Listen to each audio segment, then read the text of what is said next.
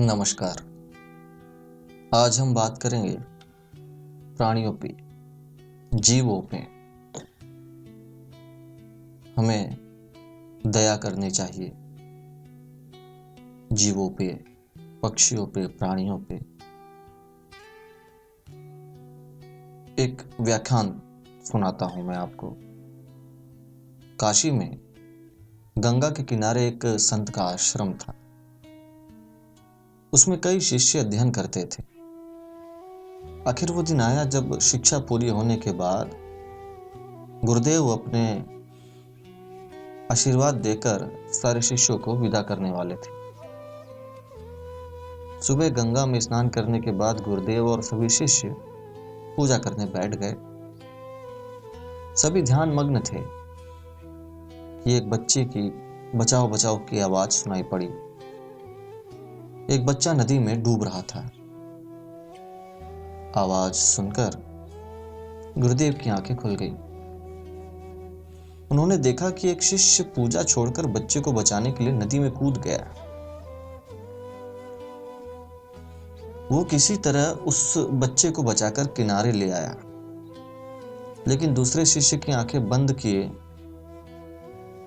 ध्यानमग्न थे। बाकी जो शिष्य थे वो पूजा खत्म होने के बाद गुरुदेव ने उन शिष्यों से पूछा,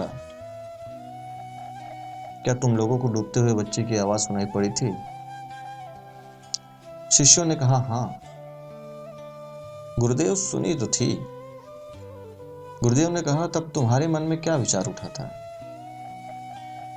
शिष्यों ने कहा, हम लोग ध्यान में डूबे थे। दूसरी तरफ ध्यान देने की बात मन में उठी ही नहीं। गुरुदेव ने कहा, लेकिन तुम्हारा एक मित्र बच्चे को बचाने के लिए पूजा छोड़कर नदी में कूद पड़ा। शिष्यों ने कहा, उसने पूजा छोड़कर अधर्म किया है। इस पर गुरुदेव ने कहा, अधर्म उसने नहीं, तुम लोगों ने किया है। तुमने डूबते हुए बच्चे की पुकार अनसुनी कर दी।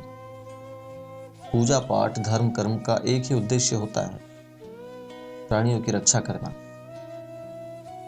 तुम आश्रम में धर्मशास्त्रों, व्याकरणों, धर्म कर्म आदि में पारंगत तो हो, लेकिन धर्म का सार अभी तक नहीं समझ सके। कोई भी जीव हो, जंतु हो, पक्षी हो, सबसे पहला धर्म उनकी रक्षा करना पूजा से बढ़कर है। परोपकार और संकट में फंसे दूसरों की सहायता करने से बड़ा कोई धर्म नहीं है। पूजा पाठ का असल संदेश यही है कि दूसरों की मदद करो।